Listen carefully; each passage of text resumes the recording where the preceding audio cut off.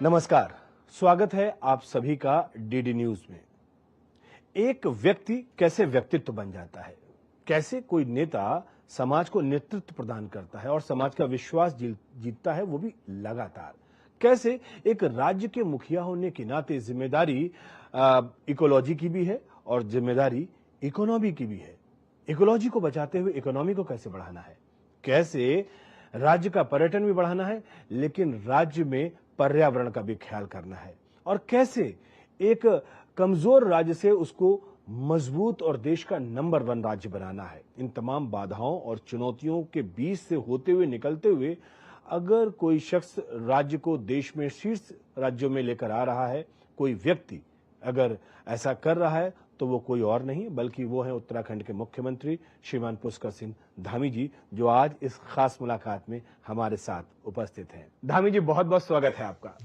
बहुत धन्यवाद आपका। नमस्कार। बहुत एक संयोग कह सकते हैं, एक तरफ तो माननीय मोदी जी की सरकार के 12 साल पूरे हो रहे हैं, दूसरी तरफ हम देखें तो पुरुषोत्तम मास चल रहा है, 4 धाम की यात्रा चल रही है। इतने सारे संयोगों के बीच में हमारी आपकी आज ये भेंट हो रही है। तो ये जो आबो हवा है, जो वर्तमान की स्थितियां परिस्थितियां, खास तौर से मोदी जी के जो 12 साल पूरे हो रहे हैं देश का नेतृत्व संभालते हुए, आपकी क्या प्रतिक्रिया? 2014 में आदरणीय मोदी जी देश के प्रधानमंत्री बने और उस समय देश जो है बहुत बड़े निराशा के दौर में था। पूरी दुनिया के अंदर हमारे देश की जो छवि है वो एक दब्बू देश के रूप में, एक पिछलग्गू देश, ऐसा देश जो अपने हितों की बात भी वैश्विक मंचों पर नहीं कर पाता है। और निराशा का वातावरण था, चाहे वो आमजन हो, युवा हो, सभी में उससे बाहर निकालने का काम, लोगों के अंदर एक उत्साह भरने का काम, ऊर्जा लाने का काम, ऐतिहासिक निर्णय लेने का काम, और 12 वर्षों की जो अनवरत यात्रा है वो एक कर्मयोगी की साधना है। मैं कहूँगा कि माननीय प्रधानमंत्री जी की ये साधना है जो एक एक पल और एक एक क्षण उन्होंने देश के लिए लगाया है।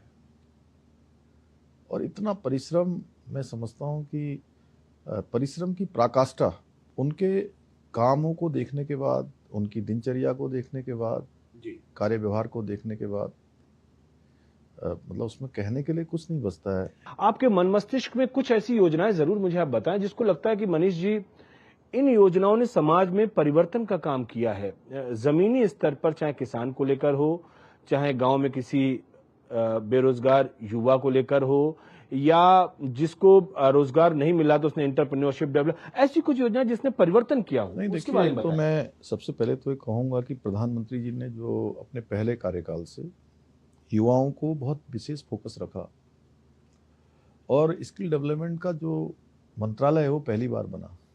30,000 करोड़ रुपए का उसमें प्रावधान किया गया। युवाओं को एंटरप्रेन्योर्स के क्षेत्र में, स्टार्टअप के क्षेत्र में, छोटे छोटे रोजगार, स्वरोजगार, इन सभी क्षेत्रों में प्रोत्साहित किया गया। क्योंकि देखिए, एक बात हमको बहुत माननी पड़ेगी, वो केवल उसको थोड़ा राजनीति से भी हटके अगर हम उस पर चर्चा करें तो बड़ा अच्छा होगा कि सरकारी नौकरियों का एक लिमिट है, उससे ज़्यादा नहीं हो सकती हैं और सभी को मिलना संभव भी नहीं होता है। जिस प्रकार से परिदृश्य बदला है, लोग बड़ी संख्या में आज रोजगार से जुड़े हैं, स्वरोजगार से जुड़े हैं, जिनके पास अपने संसाधन नहीं थे, जिनके पास कैपेसिटी थी, स्किल था, लेकिन उनके पास संसाधन नहीं थे, उनको सरकार ने, प्रधानमंत्री मोदी जी के नेतृत्व में आगे बढ़ने का अवसर मिला। महिलाओं को हर तरह से आगे बढ़ने का अवसर मिला, चाहे आज मैं कहूँ कि जो सम्मान घर बनाए गए 12 करोड़ से अधिक, या लखपति दीदी योजना के माध्यम से, उज्ज्वला योजना के माध्यम से घर घर में गैस पहुंची। और हमने देखा है, चूँकि मैं उत्तराखंड में पैदा हुआ हूँ, बड़ा हुआ हूँ, तो यहाँ तो बहुत मुश्किल होता है। पहाड़ों में जंगल जाना, लकड़ी काट के लाना, फिर चूल्हा जलाना, बच्चों की भी देखभाल करना, घर में गाय भैंस है तो उनको भी देखना, परिवार चलाना, खेती बाड़ी का भी काम देखना, ये सब महिलाओं को बहुत चुनौती है। तो यहाँ पर उनका जीवन बहुत आसान हुआ उज्ज्वला योजना के माध्यम से। कुछ योजनाएं मैं जो आपको बता रहा हूँ, जैसे मैंने युवाओं की बात करी आपसे, मैं महिलाओं की बात कर रहा हूँ, तो इससे महिलाओं के जीवन में बहुत बड़ा परिवर्तन आया। जो रेशियो था, लिंगानुपात, सेक्स रेशियो, उसमें बड़ा परिवर्तन आया। जो बेटी पढ़ाओ बेटी बचाओ अभियान शुरू हुआ, आज लखपति दीदी योजना इतनी शानदार तरीके से चल रही है। स्वयं सहायता समूह की जो बहनें हैं और जो वोकल फॉर लोकल है, तो वो अपने आप में आज बड़ा परिवर्तन एक तरह से हो रही है। किसानों को हर तरह की सुविधाएं मिल रही हैं, हर तरह से आगे बढ़ने का मिल रहा है। किसान सम्मान निधि के तहत उनका प्रोत्साहन हो रहा है और उनके काम को रिकॉग्नाइज किया जा रहा है। अन्नदाता की उसकी हमारे जीवन में, हमारे सरकार की सोच में क्या उसकी महत्ता है। आखिर सरकारें तो बहुत पहले से रही हैं, देश आज़ादी के बाद से कई सरकारें आई, किसी सरकार ने सोचा। और गरीब के बारे में मैं कहूँ तो देखिए, एक आयुष्मान भारत योजना, इसको आसानी से हम कहते हैं कि आयुष्मान भारत योजना लागू हो गई, आयुष्मान भारत योजना लागू हो गई, लेकिन अगर आप इसके पीछे आप देखेंगे कि व्यक्ति के जीवन में कितना बड़ा परिवर्तन इस आयुष्मान भारत योजना ने करा है। मतलब 5 लाख रुपया एक तरह से उसके सुरक्षा की गारंटी है स्वास्थ्य की। और अस्पतालों में जो अपना इलाज करवाने जाते थे पहले, जब उनको अपनी जेब से पैसा देना पड़ता था या अपना उधार लेकर जाना पड़ता था, घर के जेवर गिरवी रख के जाने पड़ते थे, कर्ज जमीन गिरवी रखनी पड़ती थी, तब जाकर वो अपना इलाज कराता था, तो उसके मन में, उसके दिमाग में, उसके दिल में क्या गुजरती होगी उस समय। ये सही है। आप जिस भावनात्मक अंदाज में बात कर रहे हैं, जिस तरीके से बोल रहे हैं, वो चीज़ हम तक संप्रेषित हो रही है कि ये चीज़ें इमोशन से ज़्यादा जुड़ी हुई हैं, चाहे वो बहनों की बात हो, किसानों की बात हो, वो सारी बातें हैं। लेकिन कहते हैं ना, हम लोकतांत्रिक देश में हमारा पक्ष भी है, हमारा विपक्ष भी है, और हमें विपक्ष की भी बात सुननी पड़ती है लोकतंत्र के चौथे प्रहरी होने के नाते। और मैं ये देख रहा हूँ कि अभी वर्तमान समय में आप देखिए तो बहुत आलोचना के स्वर हैं हॉर्मुज़ संकट को लेकर। वो कह रहे हैं भाई विदेश नीति हमारी फेल हो गई, वो कह रहे डॉलर, आप रुपए की स्थिति आप देखिए। तो इस तरह की महंगाई को लेकर, बेरोजगारी को लेकर ये सारी चीजें चल रही हैं, इस पर कोई आपकी प्रतिक्रिया? देश के अंदर कई बार बड़े बड़े चुनौतियां देश के सामने आई, और उस समय जो भी सरकार होती थी, उस समय पक्ष विपक्ष नहीं होता था, उस समय राष्ट्र प्रथम होता था कि सबसे पहले मेरा देश है, उसके बाद पार्टी है, उसके बाद मैं हूं। अटल जी से लेकर अगर हम हाँ, ये देश रहना चाहिए, सरकारें आती जाती रहेंगी, उनके हमेशा, चाहे वो युद्ध की स्थिति हो, कोई भी स्थिति देश के अंदर चुनौती की हो, तो सारे लोग सरकारों के साथ खड़े रहे। और अब विपक्ष ऐसा है, उनको खुद ही नहीं पता जी, उनकी गंभीरता नहीं है, कब क्या बोल जाएंगे। मैं सैनिक प्रदेश में एक सैनिक का बेटा हूं मैं खुद।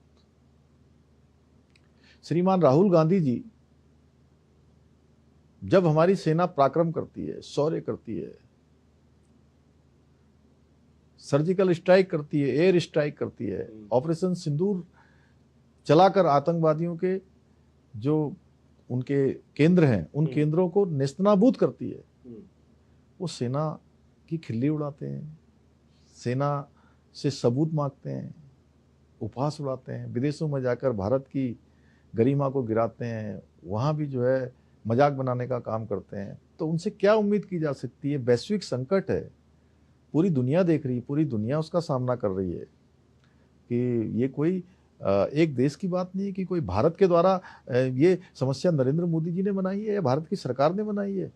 मैं यही कहना चाह रहा हूं कि जब ये रुपए गिर रहा है तो आप इस समय विपक्ष को क्या कहना चाहेंगे? मतलब देखिए, विपक्ष को चाहिए कि इस समय ये ऐसी क्षुद्र राजनीति नहीं करनी चाहिए, क्योंकि वैसे भी उनकी इन्हीं राजनीति के कारण से देश की जनता लगातार उनको बार बार उनको देखिए सही रास्ता दिखा रही है, बार बार उनको बता रही कि आप गलत रास्ते पर है। क्योंकि जनता को अब वो भरमाने का समय चला गया, जब आप 6 दशकों तक आपने सरकार में रहकर यहाँ की हुकूमत को चलाया है और देखा है कि ये जो योजनाएं जो मैंने अभी आपके सामने जिनका जिक्र किया, ये प्रश्न केवल मेरा नहीं है कि मैं आपसे बात कर रहा हूँ, ये प्रश्न आम व्यक्ति का है, आम जनता का है, देश की जनता का है कि आखिर ये सारे फैसले पहले भी तो हो सकते थे, या आयुष्मान भारत योजना पहले भी तो आ सकती थी, ये उज्ज्वला योजना पहले भी लग सकती थी, ये लखपति दीदी पहले भी आ सकती थी, ये स्टार्टअप का इकोसिस्टम भारत पहले भी बन सकता था। जो हमारी संस्कृति से, हमारे संस्कारों से जुड़े हुए विषय हैं, वो पहले भी हो सकते थे। इच्छा शक्ति नहीं रही देश की। देश के अंदर जो लोगों ने इतने लंबे समय तक हुकूमत करी, उनके अंदर इच्छा शक्ति का अभाव रहा और उनके मन में था ही नहीं कि कुछ करना है। और ये उसी व्यक्ति के अंदर हो सकता है जिसने इन सब चीजों का सामना किया हो। और हमारे प्रधानमंत्री नरेंद्र मोदी जी ने उन सब गरीबी को देखा है, नजदीक से उसको जिया है, इसलिए उन्होंने सरकारों में आने के बाद सबसे पहले जो है इन कामों को प्राथमिकता दी और इन कामों को हल किया, जिससे कि आम व्यक्ति के जीवन में एक खुशहाली आए, परिवर्तन आए, उसको आगे बढ़ने का मौका मिले। तो 12 साल के कार्यकाल को माननीय मोदी जी के 10 में से कितने नंबर देंगे आप? अरे पूरे नंबर भाई, उससे भी ज्यादा नंबर होते तो वो भी मिलते उनको। वो मैं नहीं दे रहा, पूरे देश की जनता दे रही है। इसीलिए देखिए आप, जहां चुनाव हो रहे हैं, लोग उनको जो है हर जगह जिता रहे हैं, हर जगह लोग समर्थन कर रहे हैं। और लोग मोदी जी को केवल एक प्रधानमंत्री के रूप में नहीं देखते हैं। नहीं, प्रधानमंत्री के अलावा लोग, कोई उनको अपना बेटा समझता है, कोई भाई समझता है, कोई परिवार का अभिभावक समझता है, हर तरीके से उनका कोई भाई समझता है अपना। वैश्विक संकट के कारण जो स्थिति उत्पन्न हुई है, मतलब भारतीय अर्थव्यवस्था की बात करें तो उस संदर्भ में आप क्या कहेंगे? नहीं देखिए, ये वैश्विक संकट है, और चाहे वो मिडिल ईस्ट का हो या यूक्रेन रसिया का हो, उसके कारण से चुनौती पूरे विश्व भर के अंदर आई है। हमारी भी चुनौती है। हमारे प्रधानमंत्री जी ने देश के लोगों को जिस प्रकार के आह्वान किए हैं कि भाई ईंधन बचाना है, लोगों को संयम से रहना है, और विदेशी मुद्रा बचे हमारे भंडार खाली ना हो, हमें ज़्यादा चीज़ों को इंपोर्ट ना करना पड़े, और जो हमारे संसाधन हैं, जो हमें प्रकृति द्वारा प्रदत्त हैं, भारत में सब कुछ है। सालों सालों तक हम इसका सामना कर सकते हैं, लेकिन हमारा जनजीवन नहीं रुक सकता है। इसलिए सब लोगों को देश प्रथम मानते हुए, और विपक्ष के लोगों से भी मैं कहना चाहूँगा कि ऐसे समय में जब देश के ऊपर कोई चुनौती हो तो सबको उस चुनौती का सामना करना चाहिए। संकट के समय में हमें एक साथ रहना चाहिए, ये आप आह्वान कर रहे हैं और ये विपक्ष को आप कहना चाहते हैं। और अब हम बात करते हैं, चूंकि ये तो चर्चा हो रही है मोदी सरकार के 12 साल को लेकर चिंतन, लेकिन इस बात को लेकर भी चल रहा है कि उत्तराखंड सरकार को भी अब अगले वर्ष चुनाव में जाना है, 27 में चुनाव है, और जाहिर सी बात है चुनौतियां तो आपके भी समक्ष होंगी। क्या लगता है आपको, क्या चुनौती क्या लगती है 27 के चुनावों को लेकर? समय कम ही रह गया, अगर मशीनी के हिसाब से देखो तो 6 महीने तो तैयारी में शुरू ही होने वाला है। देखिए ऐसा है कि चुनाव जब भी आएगा अपने समय से आएगा, चुनाव होगा, 1 महीने आचार संहिता भी लगेगी, लेकिन हमारा प्रयास है कि अंतिम दिन तक, जिस दिन तक आचार संहिता नहीं लग जाती है, तो उस दिन तक हम पूरे प्राणों प्रण के साथ हमारे प्रधानमंत्री मोदी जी के मार्गदर्शन में हिंदुस्तान का श्रेष्ठ राज्य उत्तराखंड बने, उसके लिए हम काम कर रहे हैं। हाँ, चुनौतियां बहुत हैं हमारे यहाँ पर। विपक्ष आपको बहुत घेरता रहता है, ये हम देखते हैं, कभी कानून व्यवस्था को लेकर घेरता है, कभी प्लान को लेकर घेरता है, मतलब आवाजें बहुत उठ रही हैं यहाँ पर आपके राज्य में, ये है बहुत बड़ा, ये मैं देख रहा हूँ, ऐसा क्यों? हिमालय है, आप लोगों को यहाँ की आवाज जल्दी वहाँ नीचे आ जाती है। लेकिन उत्तराखंड की जनता ने भरपूर आशीर्वाद प्रधानमंत्री मोदी जी के नेतृत्व में भारतीय जनता पार्टी को हमेशा दिया है, और जितने भी चुनाव हुए सभी चुनाव में भाजपा जीती है, क्योंकि हमने अनवरत रूप से विकास का संकल्प लिया है। चुनौतियां बहुत थी, चुनौतियां बहुत हैं, विकास बहुत हुआ है, विकास अभी बहुत कुछ होना है, बहुत होना है। ये एक सतत प्रक्रिया है। तो ये आपने देखा होगा कि पिछले 4-5 सालों में उत्तराखंड राज्य ने कई उल्लेखनीय उपलब्धियां भी दर्ज की। मैं सबसे पहले तो उत्तराखंड की जनता का बहुत आभार व्यक्त करना चाहता हूं कि हमने उनके सामने ये संकल्प रखा, हमने वचन दिया कि हमारी सरकार बनेगी तो हम सबसे पहले समान नागरिक संहिता का कानून यहाँ लागू करेंगे। और उत्तराखंड में एक परिपाटी थी, मनीष जी, यहाँ पर क्या था कि हर चुनाव में सरकार बदल जाती थी। ये पहली बार ये परिपाटी टूटी, और एक मिथक भी था, लोगों को लगता ही नहीं था कि दोबारा सरकार आएगी। उत्तराखंड की जनता ने एक नया इतिहास बना दिया, और हमने भी इसमें कोई कोर कसर नहीं रखी। हमारे प्रधानमंत्री जी के नेतृत्व में हमने जो वचन दिया था वो हमने पूरा कर दिया, और उसी समय हमने कहा था कि ये समान नागरिक संहिता की जो गंगोत्री है वो देवभूमि उत्तराखंड से निकल रही है।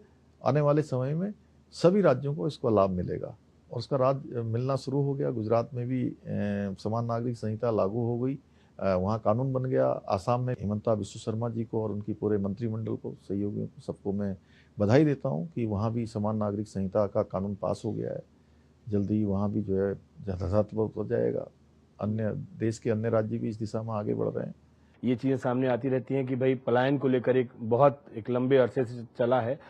आपने जो भी योजनाएं चलाई, मैं सिर्फ आपसे ये पूछ रहा हूं कि चूंकि आप तमाम दर्शकों के सामने मुखातिब हैं, सामने उनके रूबरू हैं, आपकी सरकार ने पलायन को रोकने के लिए जो भी कार्यक्रम बनाए, जो भी योजनाएं बनाई, उनका जमीनी धरातल पे कितना असर आपको दिखा है? और आपको लगता है कि नहीं मनीष जी, अभी कुछ कमियां बाकी हो सकती है, हमें और करना है? बहुत बड़ी संख्या में रिवर्स पलायन हो गया है इन सालों में, और पिछले 4 सालों में 23 करोड़ पर्यटक, श्रद्धालु, यात्री उत्तराखंड में आए हैं, और हजारों हजार की संख्या में आज होम स्टे हमारे गांव-गांव, छोटे-छोटे स्थानों पर बड़ी संख्या। अभी मलारी में इसी 31 को स्टीम रन का आयोजन किया जा रहा है, जिसमें कि 27 देशों से लोग भाग ले रहे हैं। 1000 से ज़्यादा प्रतिभागी जो है 11,000 फुट की ऊंचाई पर अल्ट्रा रन करेंगे। और इससे पहले हमने मैराथन किया था हाई एल्टीट्यूड आदि कैलाश क्षेत्र में, और अब यहाँ कर रहे हैं। इसके बाद इन क्षेत्रों में जहाँ पर 50-60 की संख्या में जो है होम स्टे होते थे, एकदम से उसकी संख्या 550 से ऊपर पहुँच गई है। इतने रजिस्टर्ड हो गए हैं। छोटा क्षेत्र है पुरोला के पास सांकरी। अभी दिसंबर माह में मैं वहाँ गया था। एक दिन में 2500 पर्यटक उस छोटे से गांव में थे। आदि कैलाश में प्रधानमंत्री जी के जाने के बाद प्रत्येक दिन 1 से 1,500 लोग आदि कैलाश पहुंच रहे हैं। हाँ, हाई एल्टीट्यूड में। और न्यू लिपू लेक से कैलाश मानसरोवर के दर्शन कर रहे हैं। वहां से शानदार चित्र वहां से दिखाई दे रहा है। हेमकुंड साहब यात्रा चल रही है। पहले दिन ही 7,000 लोगों ने हेमकुंड साहब के दर्शन किए हैं। 4 धाम में 25 लाख का आंकड़ा क्रॉस हो गया है एक माह में। ये आस्था और सनातन का विश्वास है लोगों में। लेकिन चुनौतियां भी बढ़ रही होंगी सर? चुनौतियां हैं बहुत ज़्यादा संख्या में। जब लोग आ जाते हैं तो ट्रैफिक व्यवस्थित करना है। चूँकि धामों की अपनी एक कैपेसिटी है, उनके सबके दर्शन हो जाएं। इतनी दूर से आते हैं लोग, और आपको और हमें यहाँ बैठकर उस बात का एहसास तब तक नहीं होगा जब तक हम पद यात्री के रूप में जब हम दर्शन करने जाएंगे, तब हमें एहसास होगा कि यात्रा वास्तव में कितने भौगोलिक कठिन क्षेत्र में ये यात्रा होती है। तो इसलिए उनको दर्शन हो, उनकी सुरक्षा हमारे लिए सर्वोच्च प्राथमिकता रहती है। आपने कहा कि हिमालय से आवाज नीचे बहुत जल्दी पहुंच जाती है, तो हम उसी आवाज की कुछ अंतर्ध्वनियां हैं, कुछ उनकी प्रतिध्वनियां हैं जो कि मेरे कान में है, तो मैं सोच रहा हूं कि इसको मैं निकालूं तो मैं थोड़ा सा हल्का हो जाऊं। भाई आप वो कहते हैं भाई बहुत ये सरकार बहुत पक्षपात करती, बहुत कहते हैं चयनित होकर अगर अतिक्रमण हटाया जा रहा है तो इनका हटाया जा रहा है, इनका नहीं हटाया जा रहा, ऐसा किया जा रहा, वैसा नहीं किया। इसको लेकर कई आवाजें यहाँ पे भी हैं। मतलब पर्टिकुलर किसी केस के बारे में बात नहीं कर रहा, मैं एक जनरल ओपिनियन बात कर रहा हूँ। समय थोड़ा कम है। आप इस बात से सहमत हैं क्या? आपने इतना लंबा कालखंड इतने बड़े बड़े दायित्वों पर, जिम्मेदारियों पर रहकर अनुभव किया है जी। आपने मेरे से 20 प्रश्न पूछे हैं अभी तक। मैंने अभी संख्या नहीं गिनी। ये प्रश्न नहीं है, दरअसल ये वार्तालाप है। जो भी जनता के बीच से आवाज आई है आपके बीच में, जी। क्या मैं एक प्रश्न आपसे पूछ सकता हूं? जी बिल्कुल। अतिक्रमण, इंक्रोचमेंट, अवैध कब्जे, जी, वो किसी के भी हटाना उचित है? नहीं, क्या ये सही है? बिल्कुल सही नहीं है। और जब इसको हटाया जाता है तो ये क्या किसी वर्ग विशेष को टारगेट करना जैसा है?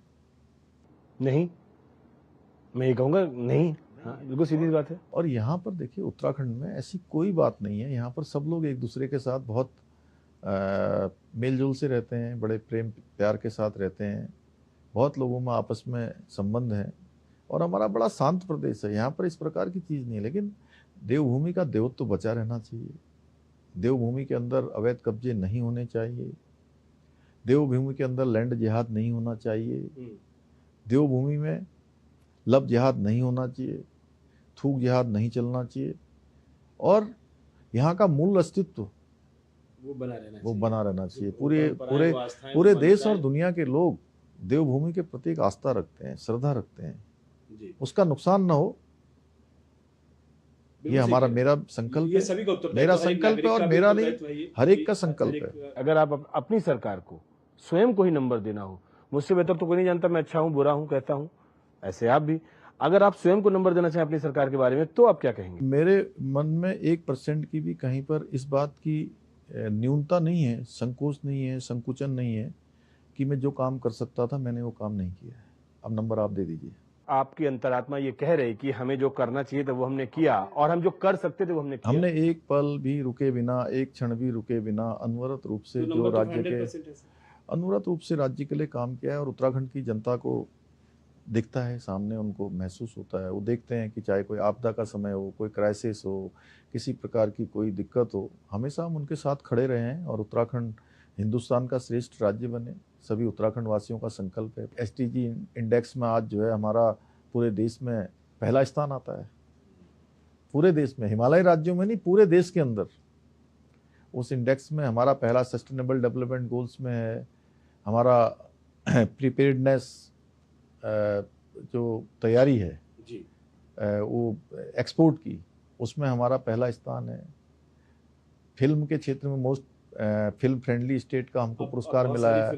पर्यटन के क्षेत्र में हमको पुरस्कार मिला है। जब मैं सोचता हूँ ये सारी बातें तो मैं ये सोचता हूँ जब आप कोई प्लानिंग कर रहे होते हैं आपको लगता है कि भाई इस क्षेत्र को बढ़ाना भी है, डेवलपमेंट भी करना, और वहीं पर कहीं ना कहीं पर्यावरण को नुकसान भी पहुंच रहा होता होगा, कहीं ना कहीं वनों को नुकसान पहुंच रहा होता है जब आप डेवलपमेंट के कार्य कर रहे हैं, जब आपका ऑल वेदर रोड चल रही बहुत सारी, तो कैसे रिएक्शन रहता है, कैसे आप तय करते हैं भाई साहब ये चीज ठीक है या ये चीज ठीक है, एक पैमाना क्या रहता है आपका? नहीं देखिए, एक इसके लिए हमारा मॉडल है इकोलॉजी और इकोनॉमी। हाँ। और साथ में टेक्नोलॉजी। इकोलॉजी इकोनॉमी में बैलेंस हो, साथ में टेक्नोलॉजी भी जुड़े, इसका एक अच्छा कोऑर्डिनेशन बना के, अच्छा बैलेंस बना के, समन्वय बना के हम विकास योजनाओं को आगे बढ़ाते हैं, जिससे कि हमारी विरासत भी बची रहे और विकास भी आगे बढ़े। तमाम दर्शक मुझे एक भारत श्रेष्ठ भारत के प्रस्तोता के रूप में हमेशा जानते हैं कि मैं लगातार वही कार्यक्रम करता हूं और आज आपके समक्ष आने का जो कह सकते हैं कि कारण बना वो ये था कि चारधाम यात्राएं चल रही हैं। तो चारधाम यात्रा को एक भारत श्रेष्ठ भारत से आप कैसे जोड़ेंगे? माननीय प्रधानमंत्री जी की जो ये भावना है, दूरदर्शी कार्यक्रम जो है चारधाम यात्रा तो एक भारत श्रेष्ठ भारत की श्रेष्ठ प्रस्तुति है। श्रद्धा का संगम है, यहाँ पर आस्था का संगम है, सनातन का संगम है। यहाँ पर केरल से भी दर्शनार्थी पहुँचते हैं, श्रद्धालु पहुँचते हैं। और सबसे बड़ी बात है कि हमारे बद्रीनाथ धाम के जो रावल होते हैं वो वहीं से आते हैं, हमेशा वो उन्हीं के उसमें पूजा अर्चना सारा विधि विधान चलता है। और देश का कोई ऐसा कोना नहीं है जहाँ से लोग चारधाम ना आते हों। केदारनाथ धाम पे जो सरकार की तरफ जो कार्य किए गए हैं, खासतौर से हम रोपवे प्रोजेक्ट के बारे में आपसे जरूर जानना चाहेंगे। जितने भी दुनिया के अंदर रोपवे प्रोजेक्ट होंगे उनमें सबसे कठिन रोपवे प्रोजेक्ट एक केदारनाथ धाम का और हेमकुंड साहब का होगा। इतनी कठिन टेरेन पर जो चलेगा, तो उस पर काम चल रहा है। उसके लिए धनराशि भारत सरकार ने स्वीकृत कर दी है। माननीय प्रधानमंत्री जी के नेतृत्व में उनके शिलान्यास हो गए, तो जल्दी ही बनेंगे। तो केदारनाथ जाने वाले लोगों को, हेमकुंड साहब जाने वालों को बहुत सुविधा होगी। चलिए, बहुत आपको बहुत शुभकामनाएं इन तमाम प्रोजेक्ट्स के लिए। अंत में जो तमाम दर्शक हमारे साथ जुड़े हुए हैं, जो आपको देख रहे हैं, जो आपका इंतज़ार कर रहे हैं कि अगले चुनाव में आप फिर आएँ, तो उनके लिए क्या कहना चाहेंगे आप? नहीं, मैं यही कहूँगा कि देवभूमि उत्तराखंड है और यहाँ से देवभूमि उत्तराखंड से हमारे प्रधानमंत्री श्री नरेंद्र मोदी जी का बहुत लगाव है। और उनके प्रधानमंत्री बनने के बाद आज लगभग 3 लाख करोड़ की योजनाएं राज्य के अंदर संचालित हो रही हैं। अलग अलग विभागों में, अलग अलग क्षेत्रों में हेली सेवाएं अच्छी हुई हैं, हमारी हवाई सेवाएं अच्छी हुई हैं, रेल सेवा अच्छी हुई है, रेलवे स्टेशन उनके नवीनीकरण, सुधारीकरण, नई ट्रेनों का संचालन हुआ है, रोपवे बने हैं, स्वास्थ्य सेवाएं अच्छी बनी हैं। एक एम्स हमारा ऋषिकेश में संचालित है, दूसरा एम्स हमारा किच्छा में इसी साल वो भी प्रारंभ होने वाला है। खुरपिया में स्मार्ट इंडस्ट्रियल सिटी बनने जा रही है, उसका भी शिलान्यास हो चुका है, वो काम उसका आगे बढ़ गया है। पंतनगर हवाई अड्डा हमारा अंतर्राष्ट्रीय स्तर का बन रहा है। हमारी 2 हवाई पट्टियां हैं, चिन्यालीसौड़ और गौचर, उसको भी भविष्य में हम छोटे प्लेन वहाँ भी संचालित करने के लिए प्रयास कर रहे हैं। पिथौरागढ़ की हवाई सेवा शुरू हुई है। सीमांत से सीमांत क्षेत्रों में आज जो है हमने शीतकाल में भी लोगों को पूरे 12 महीने उनका काम चलता रहे, पर्यटन मिले, लोग आए, कारोबार हो, होटल चलें, ढाबे चलें, गाड़ियाँ चलें, टैक्सियाँ चलें, उन सब पर अनवरत रूप से काम किया है। और हिंदुस्तान का ये श्रेष्ठ राज्य बनने की सभी संभावनाएं हमारे अंदर हैं। मैदानी क्षेत्र हमारा है जहाँ पर हम बड़े उद्योग भी स्थापित कर रहे हैं। 1 लाख करोड़ की अभी हमने जो इन्वेस्टर ग्लोबल समिट किया था उसमें जो है उसकी 1 लाख करोड़ की ग्राउंडिंग पर काम प्रारंभ हो गया है। 32,000 से ज़्यादा युवाओं को हमने अभी तक सरकारी नौकरियां यहाँ पर हाँ मतलब उनको सफलता प्राप्त हुई है, पारदर्शिता के आधार पर, बिल्कुल निष्पक्षता के आधार पर, बिना किसी भ्रष्टाचार के। गरीब माता पिता के बेटे बेटियों को योग्यता, क्षमता और प्रतिभा के आधार पर मिली हैं।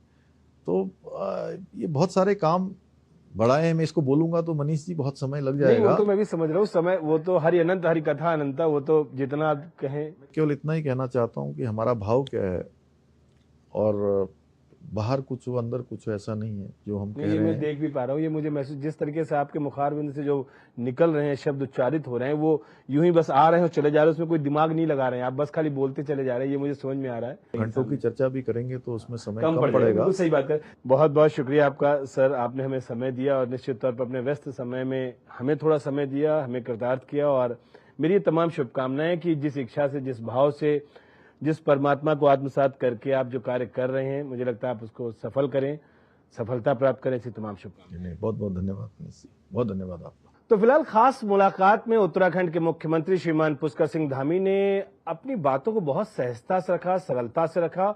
और जब मैं बात कर रहा तो उनके साथ तो मुझे ऐसा कहीं नहीं लगा कि मैं एक राजनीतिक व्यक्ति से बात कर रहा हूं। मुझे ऐसा लगा एक सांस्कृतिक, आध्यात्मिक व्यक्ति से बात कर रहा हूं, जो शासन की सीट पर बैठा हुआ बागडोर संभाले जरूर है, लेकिन उसके चित्त में, उसके मन में, उसके हृदय में कहीं ना कहीं परमात्मा का वो स्वरूप है, जिसके आधार पर, जिसकी प्रेरणा स्वरूप वो यहाँ पर कार्य कर रहा है और इस राज्य को नेतृत्व प्रदान कर रहा है। मुलाकातें होती रहेंगी, बात होती रहेगी। फिलहाल इस खास मुलाकात में इतना ही। दीजिए इजाजत, नमस्कार।